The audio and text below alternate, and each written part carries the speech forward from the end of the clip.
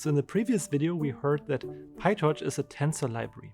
But what are tensors? Let's discuss this in more detail. Mathematically, tensors are a generalization of vectors and matrices. And computationally, we can think of tensors as a data container for storing multidimensional arrays. So let's see how this works. So there is a concept of a scalar, which is a rank 0 tensor. In pure Python, a scalar or rank 0 tensor is nothing but a number. We can think of it, for example, here as a float. And the equivalent in PyTorch would look like as follows, where we have torch.tensor 1.0 to initialize the scalar or rank 0 tensor 1.0. In fact, we can use the shape attribute to check the dimensionality or the rank of a tensor. So in this case, it returns nothing because, yeah, it's a rank 0 tensor. There is no rank. Vectors, on the other hand, are rank 1 tensors. In Python, you can think of a simple list as a vector or rank 1 tensor, where we have just a list of items here. The equivalent in PyTorch is shown here. So it's the same concept as before, where we wrap the input in torch.tensor. Now, when we use the .shape attribute, it will return a 3, standing for the 3 elements in this tensor. Next, let's take a look at matrices. So matrices are rank 2 tensors. So here, to initialize this rank 2 tensor or matrix, we use a list of lists. So this list has 2 sublists, and each of the sublists will represent a row.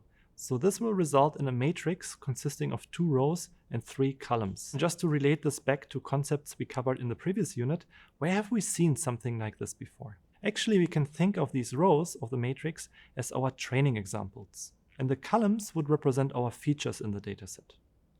Now, when we consider real-world datasets, we might think of an image as a matrix, where the rows and the columns represent the pixels in the dataset.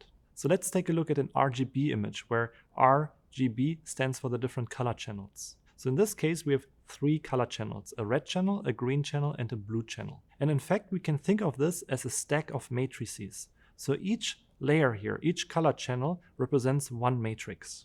And before we mentioned that a scalar is a rank 0 tensor, we covered rank 1 tensors, the vectors, and we covered rank 2 tensors, which are matrices.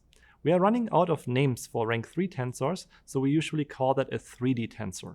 And we can think of this stack of matrices as such a 3D tensor. So now when we use the .shape attribute, we see it returns 3 numbers. So each number represents 1 dimension or 1 rank. And then the numbers represent the number of values in this dimension. Going one step further, we can also have a stack of multiple color images. So in this case, this would add another dimension.